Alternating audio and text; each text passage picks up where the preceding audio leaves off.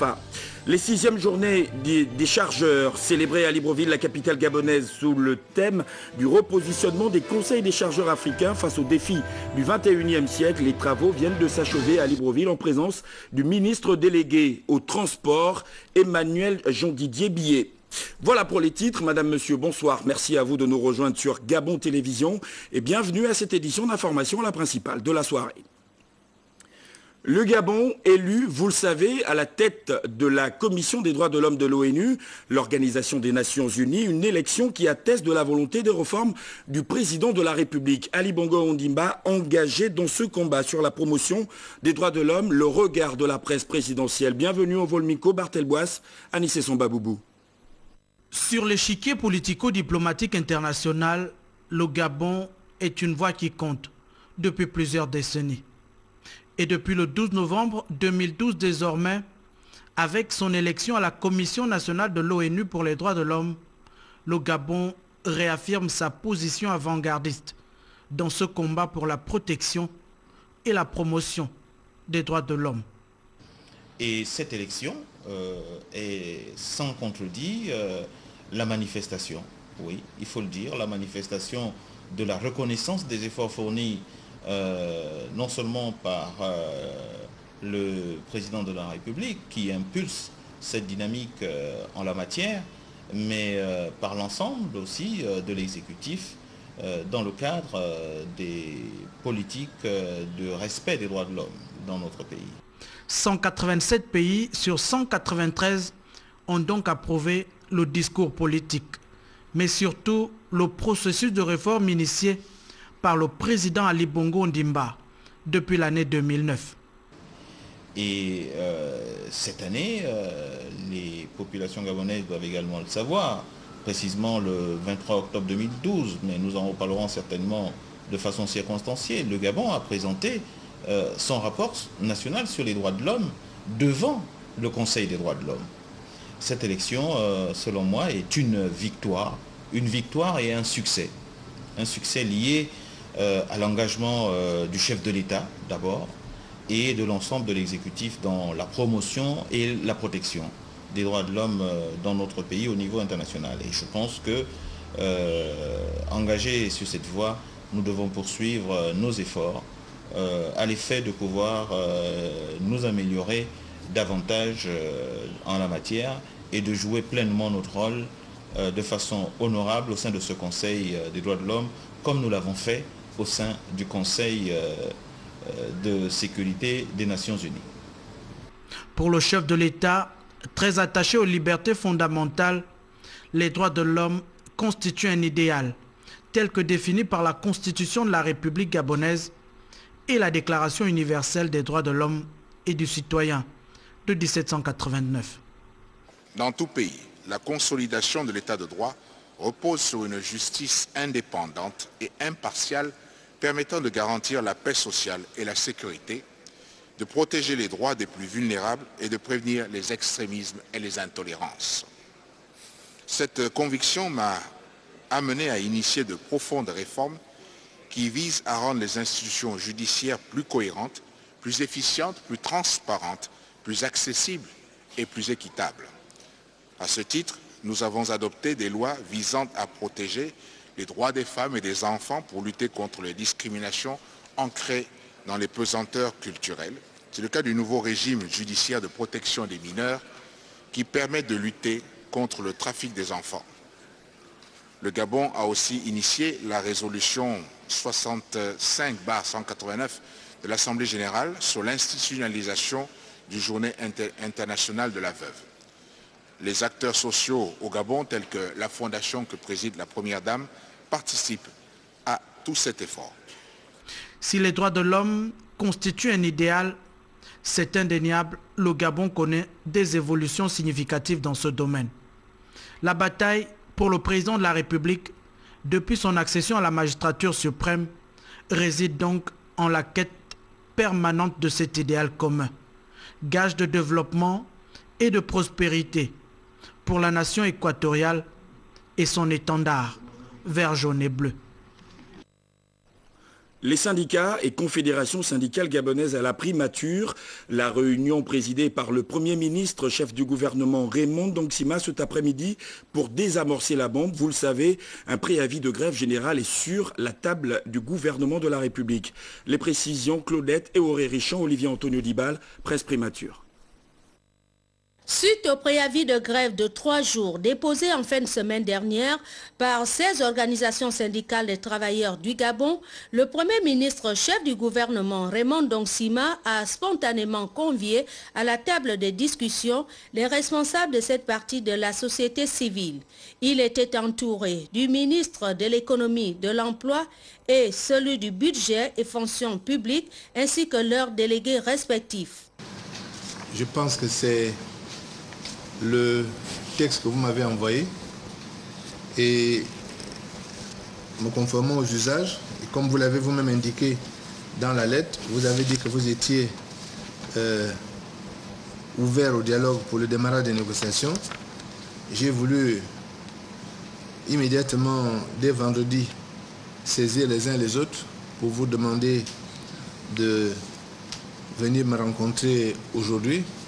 Cette démarche participative et consensuelle qui caractérise le chef du gouvernement a été fort bien appréciée par les partenaires sociaux.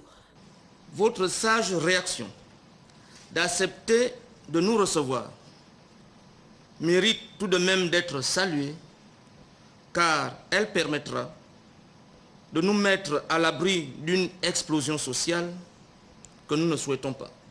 Au terme de 2 heures d'échanges dominés par des questions de méthodologie, 3 commissions ont été retenues pour l'ouverture imminente des négociations.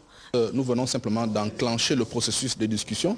Donc, et comme vous le savez, en méthode dans le domaine du syndicalisme, lorsque vous posez un problème, l'employeur est tenu de vous recevoir dans les 48 heures qui suivent.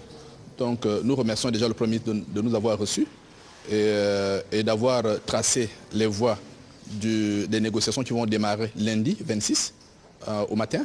Et nous allons faire le compte rendu à nos mandants, c'est-à-dire aux travailleurs, pour leur faire part de ces débuts de négociation. Sachant que nous avons 3 semaines, je dis bien 3 semaines, pour aboutir à des conclusions positives. Ce que nous avons convenu, c'est que nous allons mettre en place 3 commissions pour essayer de discuter des 22 points qui ont été soulevés par les centrales syndicales. Et ces commissions vont commencer à travailler à partir de lundi de la semaine prochaine. Je vous l'ai dit en titre, quel levier d'accélération pour la coopération Sud-Sud? Le thème de la 2e édition du Forum Afrique Développement qui vient de tenir ses assises au Maroc. La rencontre de Casablanca pour booster la croissance et le développement du continent est une initiative du groupe bancaire marocain à Tidjari Wafa. Nos envoyés spéciaux Yves Ghislain Mitumba, Jean-Pierre Moussami, de Timboué. Casablanca, capitale économique du Maroc et 2e ville du royaume après Rabat, la capitale politique, vient d'abriter la 2e édition du Forum international Afrique Développement. Initié par le groupe Attijari Wafa Bank et placé sous le haut patronage du roi Mohamed VI, la rencontre qui a réuni plusieurs acteurs économiques et politiques du continent a mis à contribution de nombreux débats et communications visant les facilités des échanges sud-sud. Il va sans dire que dans le contexte international actuel, l'Afrique se retrouve à la croisée des chemins et au paroxysme de ses paradoxes. Les yeux du monde sont rivés sur notre continent, considéré comme l'une des ultimes niches de croissance à haute valeur ajoutée, comme le futur atelier et grenier du monde. Il enregistre des taux de croissance aujourd'hui supérieurs aux zones les plus développées. Un taux de croissance annuel moyen de plus 4% sur la décennie et demeure cependant parmi les moins socialement évolués. Mesdames et messieurs, honorable assistance, s'il y a 2 ans à peine, nous guettions les fameuses sorties de crise, force est de confirmer aujourd'hui que nous entrons de plein pied dans une nouvelle ère mondiale où les référentiels sont mis à l'épreuve, les règles du jeu remises à plat et la combativité de rigueur.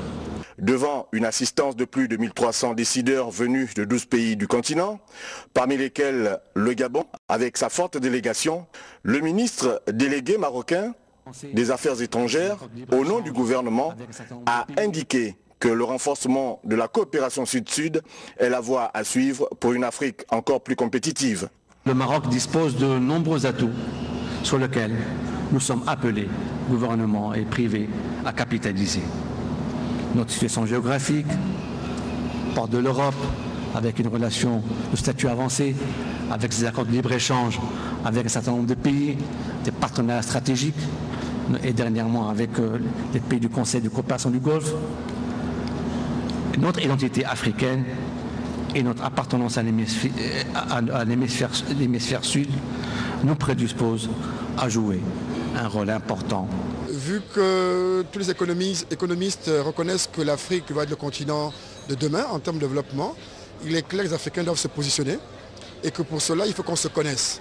On n'a pas souvent l'occasion de pouvoir se rencontrer et c'est le mérite de ce type de forum, c'est que déjà, on va pouvoir échanger de manière, informelle, mieux se connaître et peut-être créer les conditions demain après-demain d'un partenariat. Pour le groupe ACK, vous savez, nous sommes dans le BTP, nous sommes dans la logistique. Il y a beaucoup de fabricants, beaucoup d'entreprises qui sont fabricants de remorques et des citernes au niveau du Maroc. Le Maroc, c'est plus de 35 millions d'habitants. Donc il y a beaucoup d'usines implantées. Nous aimerions voir dans quelle mesure, au lieu de commander, au lieu d'acheter en Europe, ce serait intéressant de voir avec les entreprises marocaines qui peuvent s'installer au Gabon pour nous aider à nous développer et acheter à moindre coût. L'Afrique qui aura 1,7 milliard d'habitants dans un peu moins de 10 ans va peser de plus en plus dans l'économie mondiale. La présence des personnalités de haut rang du continent à ses assises suffit à elle seule pour justifier l'intérêt que l'Afrique accorde à son développement. La faiblesse des échanges intra-africains constituant la véritable motivation du groupe Attijari Wafa Bank quant à la tenue de ce forum. 2500 rendez-vous d'affaires, un taux de participation record et des thèmes d'échange pertinents. Les participants à ce deuxième forum se sont accordés sur des recommandations qui vont faire l'objet d'un livre blanc. Nous retrouvons nos envoyés spéciaux Yves Ghislain Mitumba et Jean-Pierre Moussouami de Timboué. Point commun à tous les participants de ce forum, le développement et l'industrialisation de l'Afrique. Transport et logistique, cadre réglementaire et protection des investissements, financement des échanges commerciaux et investissements sont là quelques thèmes qui ont été abordés pendant les 3 panels retenus par les organisateurs. Cette deuxième édition qui a comme thème de fond accélérer la croissance et surtout accélérer l'intégration de nos pays par les échanges, par le développement. C'est une excellente chose que de voir l'Afrique demain être tout à fait unie dans le sens de se prendre en charge pour son avenir et son avenir de développement. Au Maroc, le matériel qui est fabriqué, si je parle du câble électrique, il a les mêmes caractéristiques que celui qui est fabriqué en France ou en Europe. Donc nous essayons d'avoir le même matériel au meilleur prix. Je pense qu'ici, on peut obtenir des meilleurs prix, puis il faut favoriser cet échange entre les pays africains pour que l'Afrique se développe. Point central de ce deuxième forum, les espaces de rencontre B2B. Plus de 2600 rendez-vous d'affaires ont pu être organisés en 48 heures. Agro-industrie, transport, bâtiments et travaux publics, l'industrie métallurgique, mécanique et électrique ont été les secteurs les plus en vue. Pour la SNBG, ça a été une participation assez enrichissante, dans ce sens que nous avons pu nouer des contacts avec des partenaires, surtout dans des zones dans lesquelles nous n'avions pas encore de réels contacts en tant que tel. Par exemple, nous avons besoin d'un incinérateur qui va complètement éliminer tout ce qui concerne les déchets hydrocarbures au lieu de transporter tout vers Port-Gentil parce que là-bas il en existe. À Libreville, nous en avons besoin. On ne veut plus voir les huiles traîner par exemple dans les garages ou ailleurs. Et nous voulons couvrir tout le pays, pas seulement à Libreville, mais également à l'intérieur du pays. Je vous dirais que la rencontre a été tellement possible. Nous avons eu des échanges, des partages, pas mal de choses.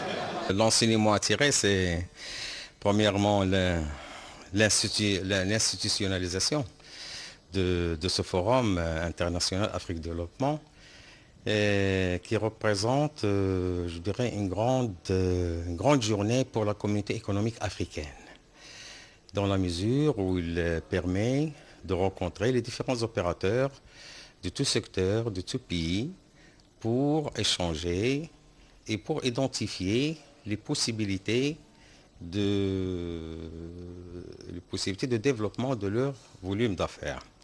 Concluant la rencontre, le président directeur général du groupe bancaire marocain a pris l'engagement d'émettre l'ensemble des recommandations transmises par les participants dans un livre blanc et de l'adresser aux différents gouvernements des pays ayant pris part à ce forum. Signalons à toutes fins utiles que ce forum a également été l'occasion de remettre des trophées à des entreprises qui se sont distinguées par leur contribution au développement des échanges et des investissements intra-africains. La délégation gabonaise n'est pas rentrée les mains nues.